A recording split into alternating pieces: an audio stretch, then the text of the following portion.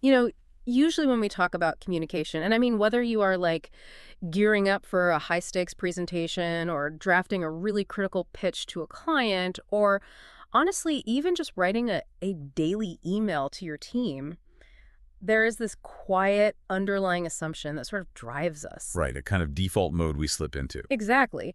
And the assumption is that the ultimate goal of communication is to sound smart.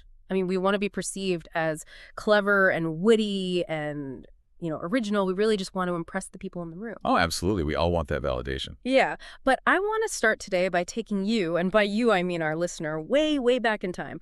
We are going to ancient Greece, and there is this striking historical analogy that if you really internalize it, well, it will completely shatter that assumption about why we communicate. It's a profound shift in perspective, for sure. It really is. So it's an observation about two legendary orators from antiquity, and it basically goes like this. When Aeschines spoke, people would, lean back in their seats, deeply impressed, and they would say, how well he speaks. Like an artistic performance. Right. His diction was perfect. His rhetoric was flawless. He was just a true artist of the spoken word. But when Demosthenes spoke, people didn't sit back and admire his technique. They would literally leap to their feet and shout, let us march against Philip. That is just such a powerful image. Isn't it? So I have to ask you, listening right now, when you put your ideas out into the world, are you just trying to get polite applause for your cleverness? Right. Or, are you actually trying to make people march? And that distinction right there. Yeah. That is the absolute core of what we are dissecting today in this deep dive. Right. Fits the whole stage. It really does. Yeah. Because we are looking at a masterclass in the mechanics of persuasion, drawn directly from one of the most successful practitioners of the 20th century. Mm-hmm. And the fundamental premise, the Demosthenes litmus test, if you will, is that we are not here to discuss communication as an art form. No, not at all. We are not looking at advertising or pitching or writing as a form of entertainment. We are here to uncover how to structure information so compellingly that it forces an action. I mean, it moves a needle. It makes the cash register ring. It gets the budget approved. It wins the argument. So if your ultimate goal is to persuade, you really have to abandon the desire to be Aeschines. Exactly. You have to want to be Demosthenes.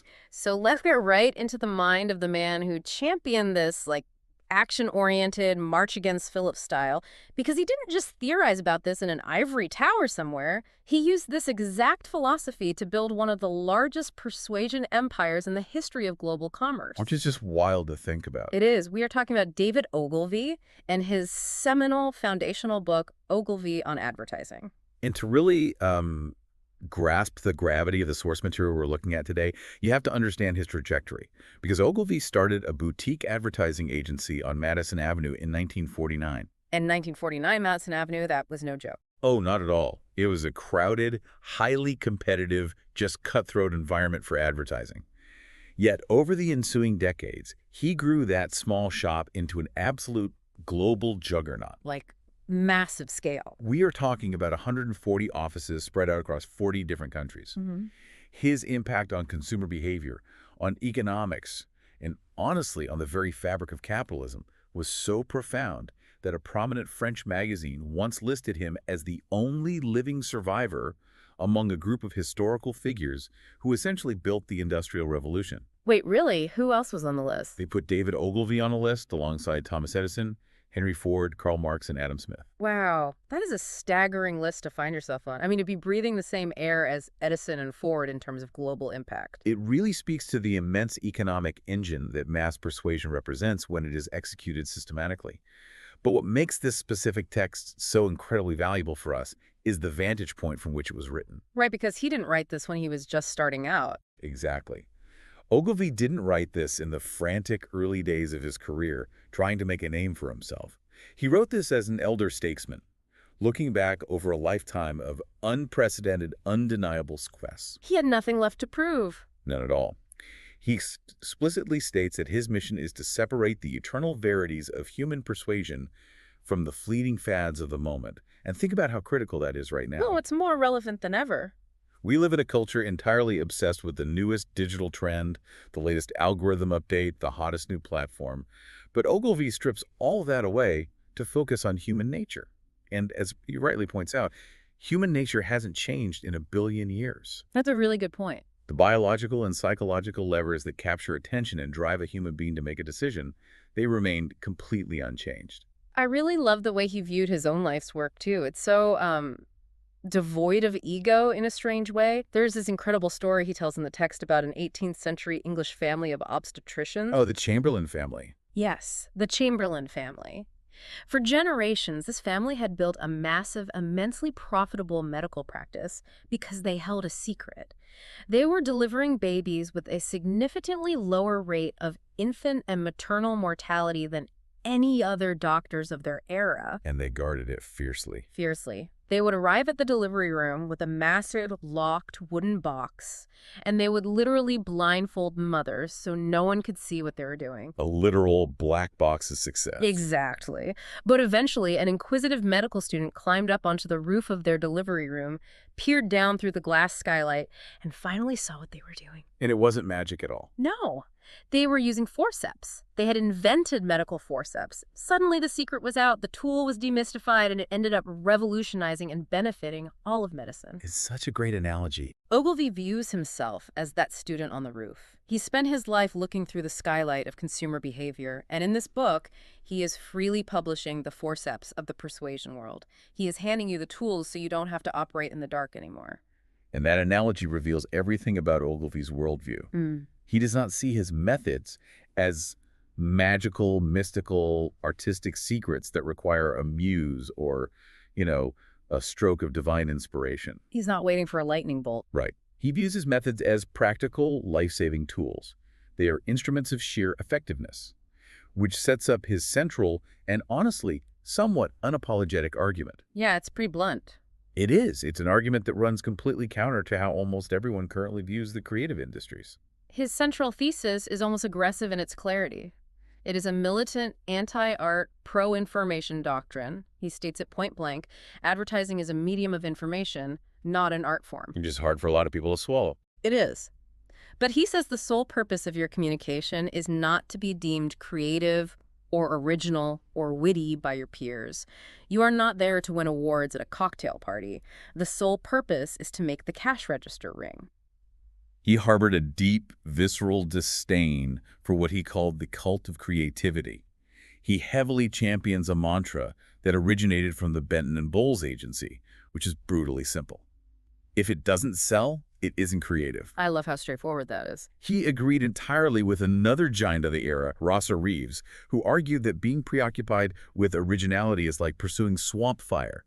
An ignis fatuus, a complete illusion that leads you off the solid path and right into the mud. Into the mud, exactly. Ogilvy felt that copywriters, art directors, and even modern-day content creators too often treat their work as a canvas for their own self-expression.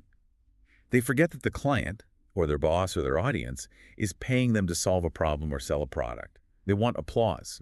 They desperately want to be a schemes. Okay, let me stop you right there because I really have to push back on this a little bit. Go for it. We live in a world of creators now. Human beings naturally crave validation. Doesn't everyone inherently want to be a genius? Doesn't everyone want to be a Mozart in their respective field, creating something entirely new, breathtaking, and, avant-garde that no one has ever conceived of before? That's a fair question. Right. Telling people to abandon their artistic soul and just be a literal cash register sounds incredibly soul-crushing. You are hitting on the exact paradox that trips up so many talented people. It is a completely natural defense mechanism to say, but I want to make art. But Ogilvy anticipates this perfectly, and his counterpunch is just brilliant. Okay, what does he say?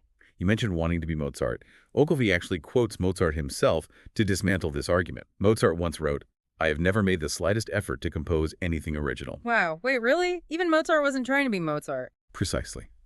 Even the pinnacle of human creative genius wasn't trying to be original for the sake of his own ego.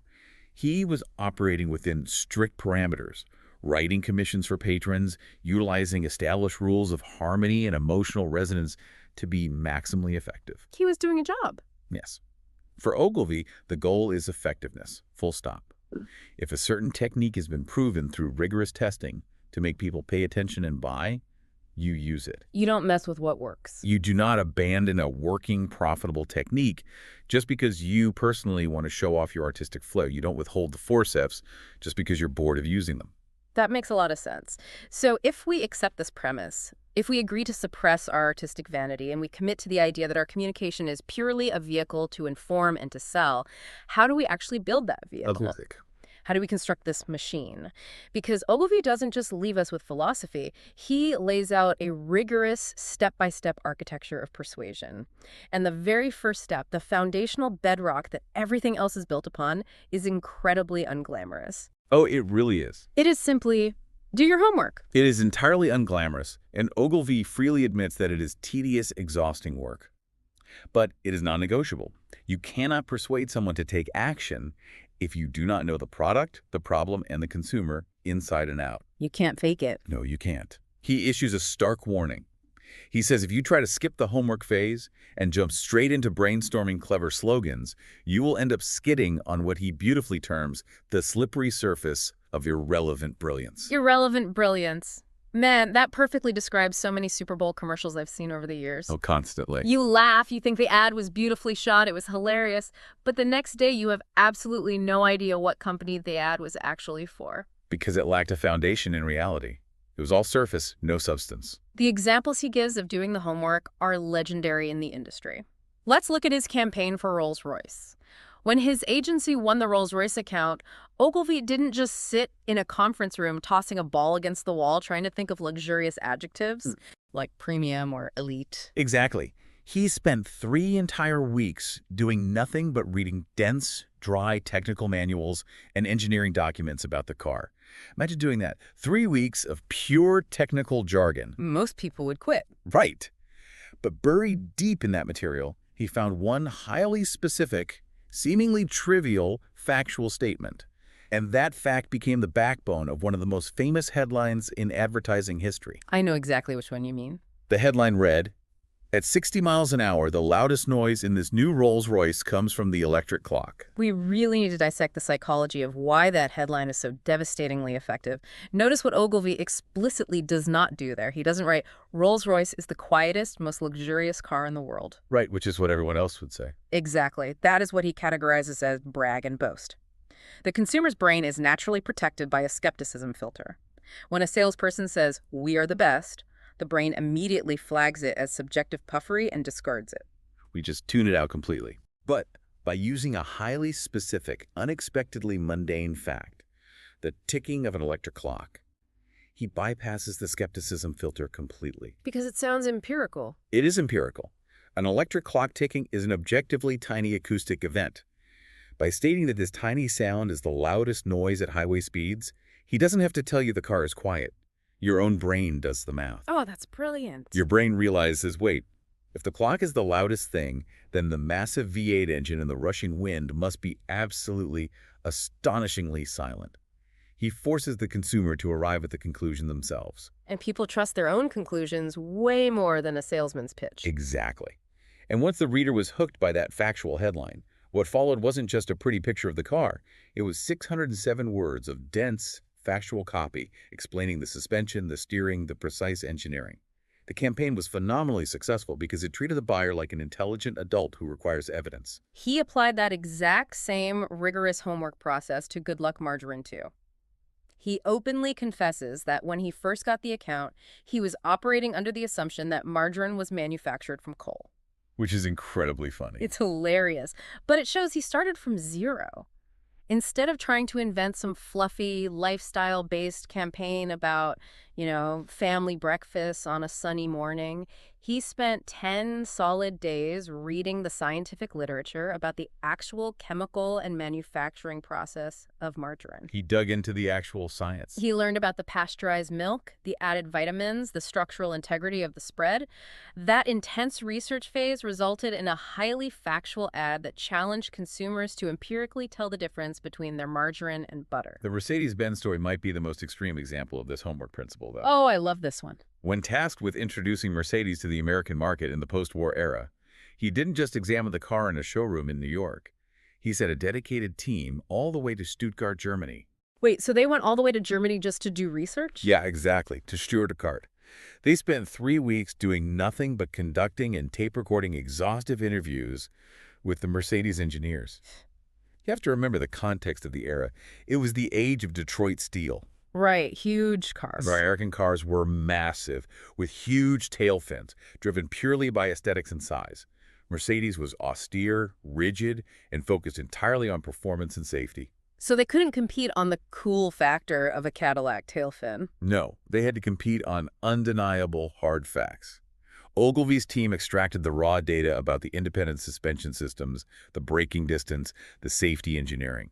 From those grueling translated interviews sprang a campaign of long, intensely factual advertisement. What was the result of that? They increased Mercedes sales in the United States from 10,000 cars a year to 40,000 cars a year. The underlying psychological principle he proved time and time again is simple. The more facts you tell, the more you sell. So the practical, immediately applicable takeaway for you right now is to stop trying to pull cleverness out of thin air.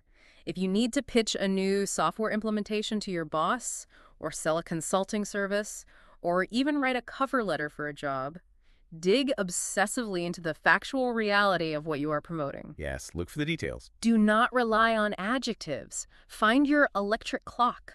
Find the undeniable empirical fact that proves your value, because the truth, presented clearly, is infinitely more persuasive than irrelevant brilliance. But, having a mountain of facts introduces a new problem. You can't just dump a massive spreadsheet of data onto a consumer and expect them to care. Right, that would just overwhelm them. You have to organize those facts. Yeah. You have to decide which facts matter to which people. And that leads us to the second pillar of his architecture, positioning. Positioning. Ogilvy defines this incredibly simply. He says positioning is just what the product does and who it is for. It sounds almost too basic, but the magic is in the absolute ruthlessness of how you apply it. It really requires discipline. It does. Let's look at one of his most famous triumphs. Dove soap. When he got the Dove account, he had a choice to make. Given the chemical makeup of the product, he technically could have positioned Dove as a heavy-duty detergent bar for men with dirty, greasy hands. Which would have been a totally valid factual claim. It would have worked, but he chose a completely different lane. He positioned Dove exclusively as a toilet bar for women with dry skin. Yeah. He built the entire identity around the factual promise. Dove creams your skin while you bathe. That decision is a masterclass in the psychology of sacrifice. Sacrifice, how so? That is what true positioning requires. By firmly declaring that Dove is a beauty bar for women with dry skin, Ogilvy is actively, intentionally deciding that it is not for the mechanic who just finished fixing a transmission. It is not for the rugged outdoorsman. That takes tremendous courage, especially for a business owner who naturally wants to sell to everyone. But human nature dictates that if a product claims to be for absolutely everyone, the consumer assumes it is actually for no one. It becomes generic. Right, if it's for everyone, it's not special for me. Exactly. You must make the hard exclusionary choice about who your product is not for in order to make it absolutely irresistible and hyper-relevant to the specific people it is for. A perfect, culturally massive example of that sacrifice is Volkswagen in the United States. Now, Ogilvy didn't create this campaign, the Doyle Dane Burnback Agency did, but Ogilvy deeply revered it. It's legendary. In the late 50s and 60s, the American auto industry was all about excess. Bigger was better. It was the era of the space race, muscle cars, massive V8 engines. What did VW do with this tiny, weird-looking German car? They didn't try to position the Beetle as luxurious. They didn't try to say it was fast. Because that would have been a lie. Right. They positioned it as a direct intellectual protest against the vulgarity and gas-guzzling waste of Detroit cars. The Think Small campaign? Exactly. Think small. They essentially looked at the American consumer and said, this car is not for the guy who wants to show off his wealth with giant tail fins. This car is for people who are secure enough and smart enough not to waste their money. It was a brilliant psychological judo move. It positioned the buyer as the intellectual hero of a nonconformist movement. And it created a massive, devoted cult following because it drew a firm line in the sand. The Avis rental car campaign is another brilliant example of utilizing positioning to reframe a disadvantage. Hertz was the undisputed #1 car rental company. Avis was #2. And nobody wants to be #2. Normally, no. Instead of utilizing standard corporate puffery and pretending they were just as big as Hertz, the agency embraced the reality of their position. They turned their secondary status into a diabolical, aggressive positioning statement. When you're only #2, you try harder, or else. It's so aggressive. I love it. It completely reframed the conversation in the consumer's mind. Instantly, the psychological landscape shifted. It positioned Hertz as the bloated, complacent, lazy giant who takes your business for granted. And makes Avis look hungry. Exactly. It positioned Avis as the hungry, scrappy underdog who will bend over backwards to give you a clean car and good service because they desperately need your business. It was a flawless execution of defining who you are in relation to the competition. Okay, so we're building the machine here. You do your grueling homework, you extract your facts, you make the hard sacrifices of positioning to define exactly who you are for and who you are against. But logic only takes human beings so far. We are deeply emotional, irrational creatures. We really are. At a certain point, the facts and the positioning need a soul. And that brings us to the next vital concept, brand image. Because it turns out people don't just buy a physical thing, they buy the image, the aura, the personality of the thing. This is perhaps one of the most fascinating psychological realities Ogilvy explores in the whole book. Products, much like human beings, possess personalities. And consumers are very often literally experiencing, tasting, or feeling the image, rather than the physical chemistry of the product itself. And there's a crazy study about this, right? Yes. The book recounts an absolutely mind-bending study conducted by researchers at the Department of Psychology at the University of California to prove this exact phenomenon. The researchers took a group of students and gave them glasses of pure distilled water. Okay. They told the first group, truthfully, that it was distilled water and asked them to describe the taste. Unsurprisingly, the vast majority said it had no discernible taste at all. Then they took the second group of students, gave them the exact same distilled water, but told them that it came straight out of the local tap. Oh boy. When asked to describe the taste, a massive portion of them grimaced and said it tasted horrible. That is wild. Because the mere mention of the word tap instantly conjured up an image of chlorine, of metallic pipes, of public infrastructure. They weren't tasting the H2O. Their brains were tasting the image in their heads. Exactly. Expectation dictates the sensory baseline. Ogilvy points out how prevalent this is in the liquor industry. He notes that if you pour people a glass of Old Crow whiskey and you tell them it is Old Crow, their palate will react a certain way based on their perception of that brand. Right, they expect a cheaper whiskey experience. But if you take that exact same bottle of Old Crow, pour it into a new glass, and tell them they were now drinking Jack Daniels, their sensory experience actually changes. They will swear the two drinks are entirely different, and they will almost universally prefer the second one. Even though it's the exact same liquid? Yes. Why? Because Jack Daniels has spent decades relentlessly projecting a brand image of homespun honesty. They run those black and white ads showing real guys in Tennessee meticulously crafting barrels. It feels authentic. That image of rustic, authentic craftsmanship is so powerful that it actually alters the physical taste in the consumer's mouth. It allows them to charge a premium price, and the consumer happily pays it because they are consuming the image. The ultimate example of this has to be Marlboro. If you look at the history, before Leo Burnett created the Marlboro Cowboy, Marlboro was a relatively obscure brand, actually marketed largely toward women with a mild as May slogan. It's hard to even picture that now. It is. It wasn't dominating the market at all. But then they executed a total overhaul of the brand image. They started projecting this universally appealing, deeply mythological image of rugged, masculine independence, the solitary cowboy out in Marlboro country. And it changed everything. That sheer force of brand image transformed an obscure product into the biggest selling cigarette in the entire world. It tapped into a deep psychological yearning. I always like to think of brand image as the clothes that a product wears. If you go to a high-stakes job interview and you are the smartest, most qualified person in the world, but you show up in a wrinkled, cheap, ill-fitting suit with stains on it, the interviewers are going to assume your work is sloppy. They judge the substance by the packaging. Exactly. If your advertising, your website, your email formatting looks cheap or shoddy, the consumer's brain instinctively feels that the product itself is cheap. Ogilvy insists that every single touch point of communication must consistently contribute to an image of high quality, what he refers to as a first-class ticket. And maintaining that first-class ticket is incredibly difficult because of human nature. As Ogilvy notes, there are constantly forces at work trying to sabotage and change the brand image. Like internal forces. No. Yes.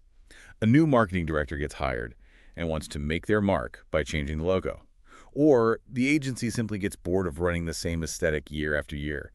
But radically changing the image destroys the cumulative equity, the trust that you have painstakingly built in the consumer's mind over years. Consistency is paramount. All right, let's take a breath and look at where we are. We have the undeniable facts generated from our intense homework. We have the targeted exclusionary lane defined by our positioning. And we have dressed the product in a premium first-class brand image. Which is a very solid foundation. If you do all of that, you are doing better than 90% of communicators. But Ogilvy drops a hard truth on us. He says all of that is still not enough. Sadly, no. You can do factual homework until doomsday, you can position perfectly, but your message will still just pass the consumer like a ship in the night unless you generate a Stark. You need what he calls the big idea. This is the moment in the architecture where Ogilvy brilliantly bridges the gap between the purely analytical, data-driven side of the brain and the deeply intuitive subconscious side. He acknowledges both. He readily acknowledges that true paradigm-shifting big ideas do not emerge from staring at spreadsheets. They don't come from focus groups. Right. They come from the unconscious mind. This is a truth in art, it's a truth in theoretical physics, and it's a truth in persuasion. There is a catch, A right? huge catch. And this is a critical, massive caveat. Your unconscious mind must be heavily furnished first. You cannot generate a big idea out of ignorance. You have to aggressively stuff your conscious mind with all the dry facts from your homework phase. You saturate your brain with the data. Right. You build the database first. And then you have to intentionally unhook your rational thought process. You have to step away from the desk. Precisely. You take a long, aimless walk. You take a hot bath. Or, as Ogilvy personally suggests, you drink half a pint of claret. You do whatever it takes to lower the rational barriers. If you do that, the line to your unconscious mind opens up, and the big idea, having processed all that data in the background, suddenly wells up to the surface. It's the classic shower thought phenomenon. Everyone has experienced this. You grind on a complex problem at work all day long. You stare at the screen, you get absolutely nowhere, your brain feels like mush. And then, the moment you give up, close the laptop and step into the shower boom. The elegant solution just drops into your head fully formed. Ogilvy experienced this constantly. He talks about how he was agonizing over a campaign for Pepperidge Farm bread. His business partner was complaining that his initial logical ideas were sound, but they lacked magic. They lacked imagery. They were just too dry. Yeah. So that night, Ogilvy went to sleep and had a vivid dream about a baker driving a horse-drawn antique delivery van along a quiet country lane. He woke up, captured the dream, and that horse-drawn van became the iconic, defining symbol for Pepperidge Farm that ran successfully for decades. The Hathaway shirt campaign is another incredible testament to the power of the subconscious generating a big idea. Oh, the eye patch. Yes, the eye patch. Ogilvy was trying to figure out how to make an ad for a dress shirt interesting. Dress shirts are inherently boring. He had a model, an aristocratic-looking man wearing the shirt. But on a whim, driven by an intuitive flash, he bought a cheap eye pack on the way to the photo shoot and told the model to wear it. Why? Just for fun. Because it injected what Ogilvy called story appeal into a static image. It creates a psychological open loop. Exactly. The human brain despises unresolved mysteries. When a reader flips through a magazine and sees a distinguished gentleman in a tuxedo shirt wearing an eye patch, the brain instantly stops and asks, how did that man lose his eye? Was it a duel? A war? A hunting accident? You literally can't stop wondering. You cannot turn the page until you find out. So you stop, you read the copy to solve the mystery, and in the process you read all the facts about the Hathaway shirt. It was a monumental big idea born from pure intuition. But because these big ideas come from the murky depths of the subconscious, they often look really weird in the light of day. They feel risky. How do you know if your weird shower thought is actually a big idea or if it's just a bad idea? That's the million-dollar question. Right. So Ogilvy provides a deeply practical 5-question litmus test to evaluate your ideas. I want everyone listening to think about a major project they are working on right now, a startup idea, a major presentation, a new marketing push, and run it through these 5 questions. Okay, let's hear them. Question 1. Did it make me gasp when I first saw it? Question 2. Do I genuinely wish I had thought of it myself? Question 3. Is it truly unique? Question 4. Does it fit the strategic positioning to perfection? And question 5. Could it be used for 30 years? That 5th question is the absolute killer. Could it be used for 30 years? We live in a society completely addicted to virality. Marketers and communicators are constantly trying to think of a gimmick that will go viral tomorrow on social media. Everyone just wants to trend for a day. But Ogilvy isn't interested in tomorrow.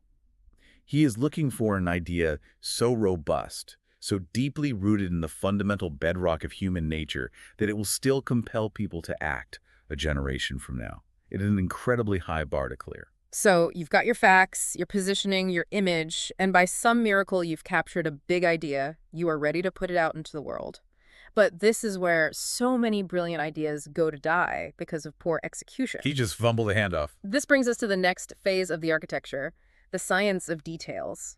This is where Ogilvy's obsessive reliance on data, testing, and research really takes center stage. Ogilvy heavily championed the research of a man named George Gallup. Gallup was a pioneer. He didn't just look at sales numbers. He utilized early eye-tracking technology and extensive polling to measure not just if people read an ad, but the biological mechanics of how and why they read them. He looked at the actual biology of reading. Exactly. Ogilvy devoured this data. He collected these positive and negative formatting factors for 35 years, the way other people collect stamps or coins.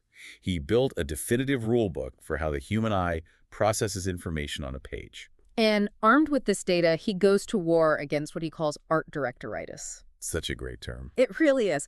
He defines this as the pervasive disease where graphic designers and art directors treat the written text of an ad, the actual persuasive argument, as a mere design element. They look at a paragraph of text and they just see a cool gray block of texture to balance out a photograph. They completely ignore the actual words. Exactly. They prioritize their own aesthetic vision over the biological reading habits of the human eye. It is the triumph of vanity over effectiveness.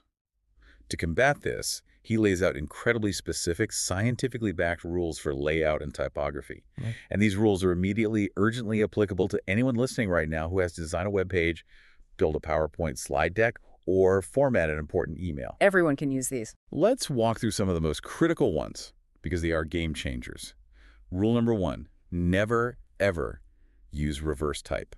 Meaning white text on a black background. Correct. Art directors absolutely love reverse type. They use it constantly because it looks sleek, it looks modern, it looks edgy. But the empirical research proves conclusively that it is physically harder for the human eye to read. It's literally fighting our biology. The human eye is a creature of deep biological habit. For centuries, we have been conditioned to read dark ink on light paper, in books, in newspapers, in letters.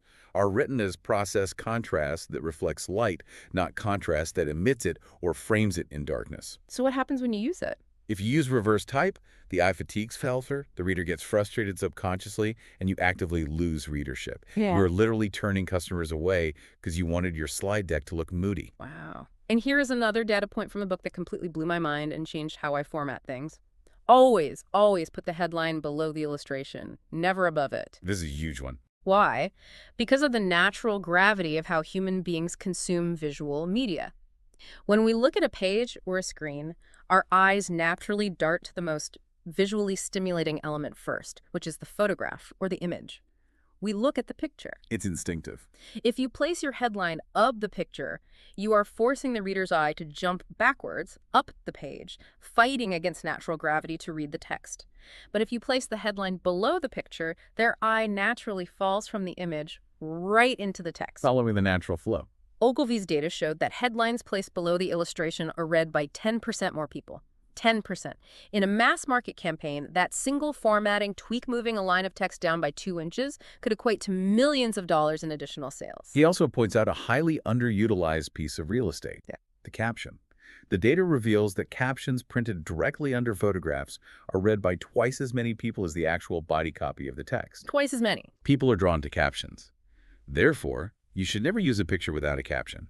And more importantly, that caption shouldn't just be a dull description. It should be a mini advertisement in itself. Don't waste the space. Right. Don't just show a picture of a car and write the 1983 Mercedes, right?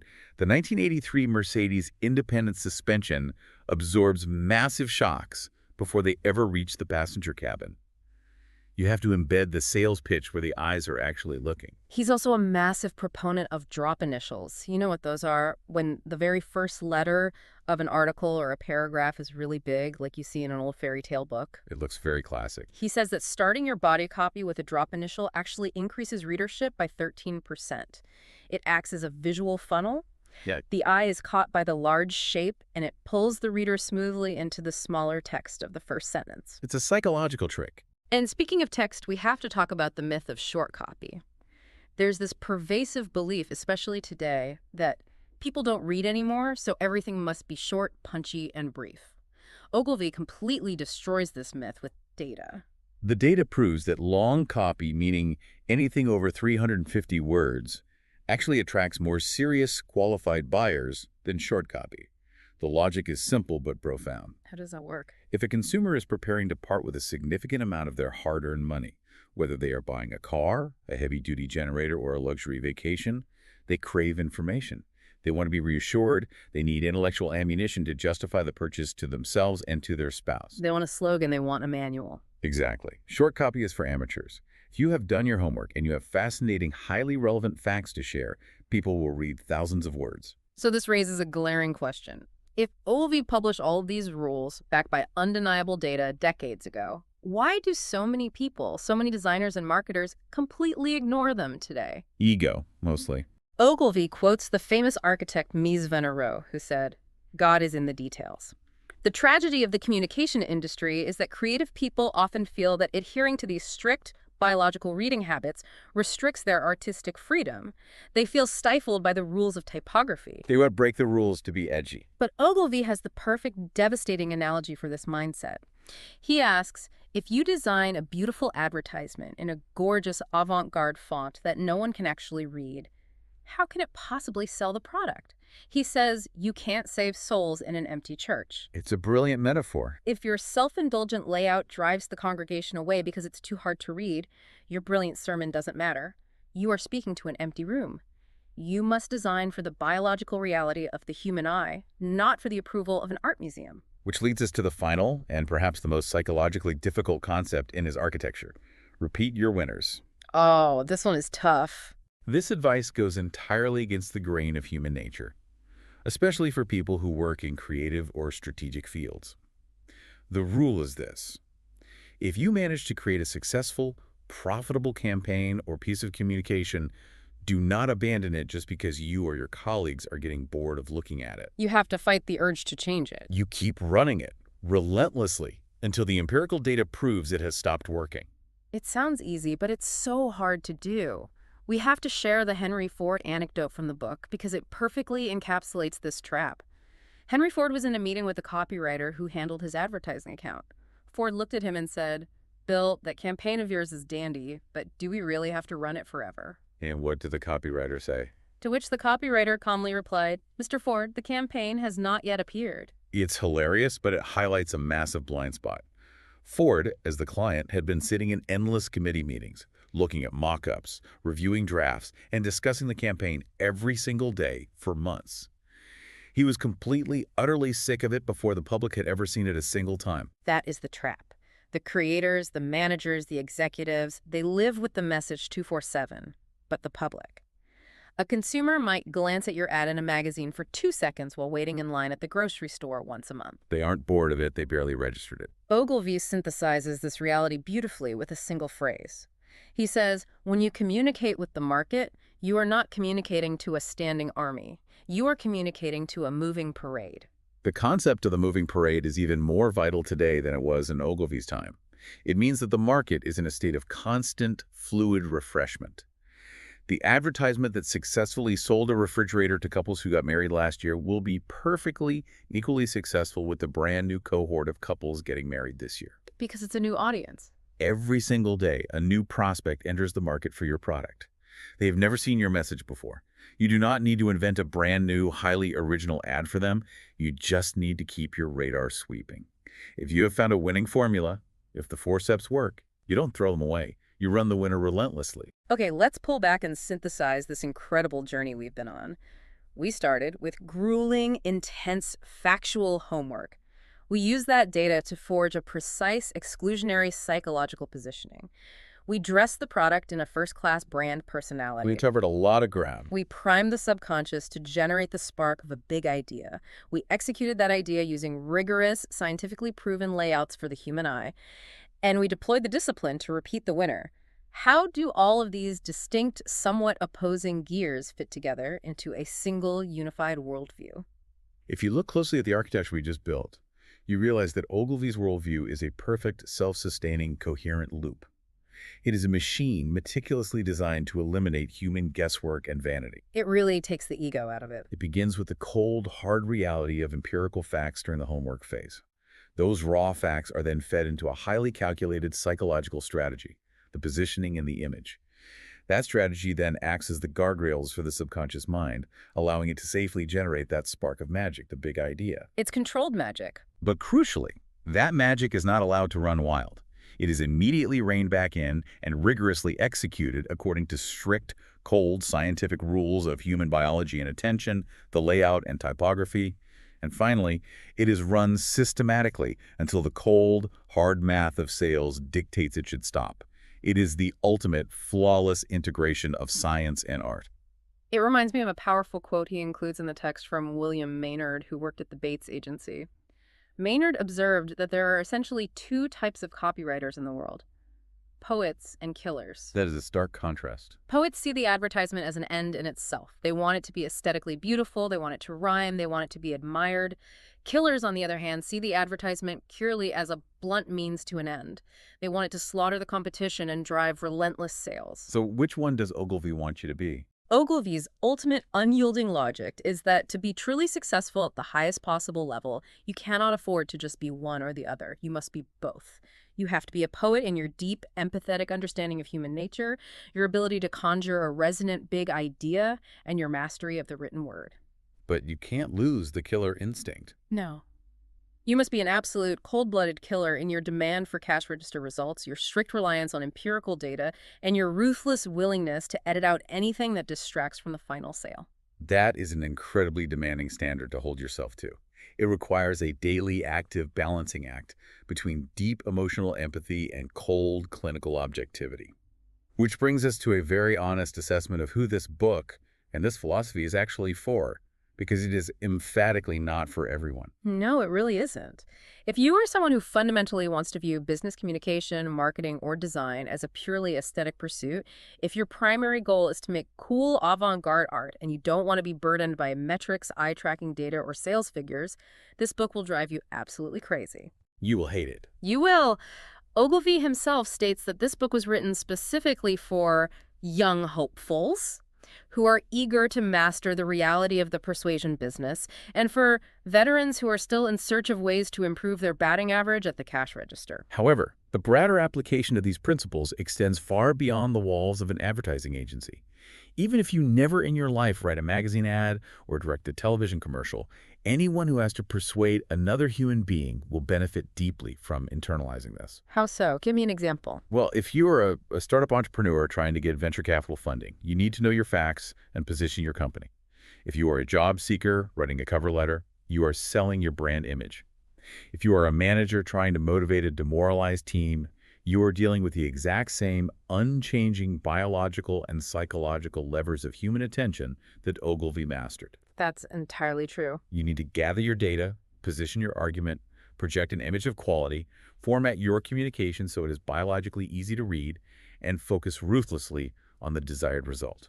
We have covered an immense amount of ground today, and we've gone deep into the psychological mechanics of persuasion. But I have to acknowledge that this deep dive, as comprehensive as it's been, is still just scratching the surface of what is contained in Ogilvy's actual text. Oh, absolutely. There's so much more in there.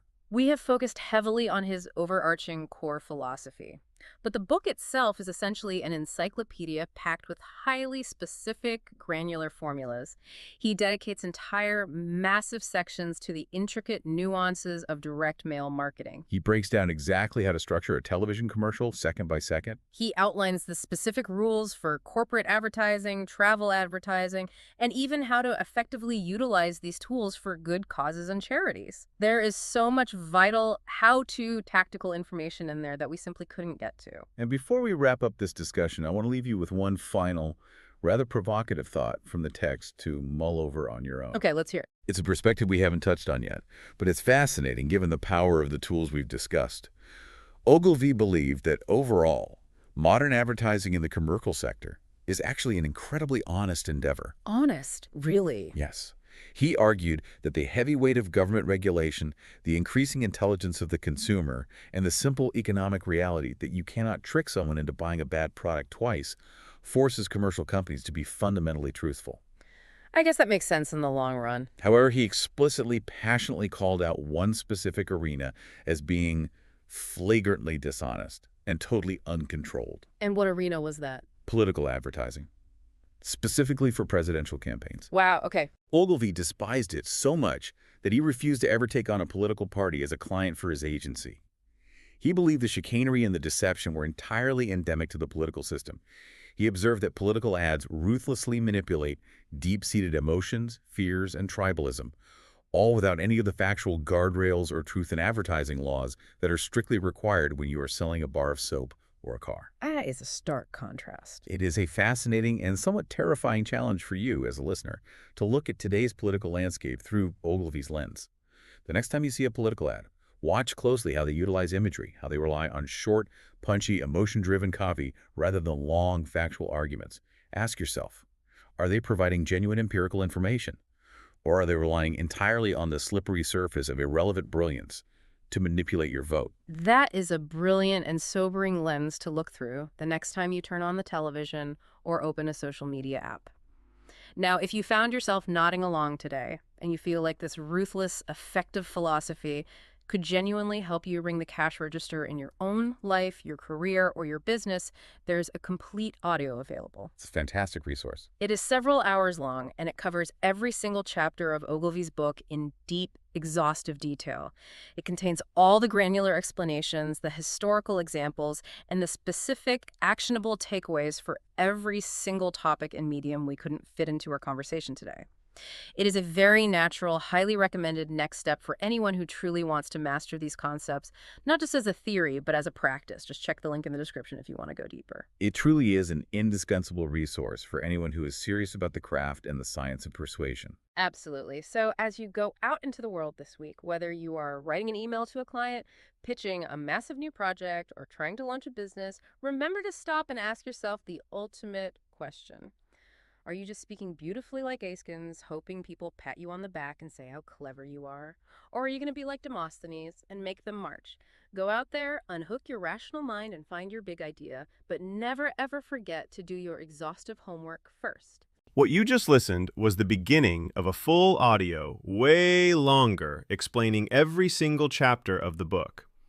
If you would like to keep listening to the end and access to the full audio, you can access it with the link down below in the description and in the pinned comment.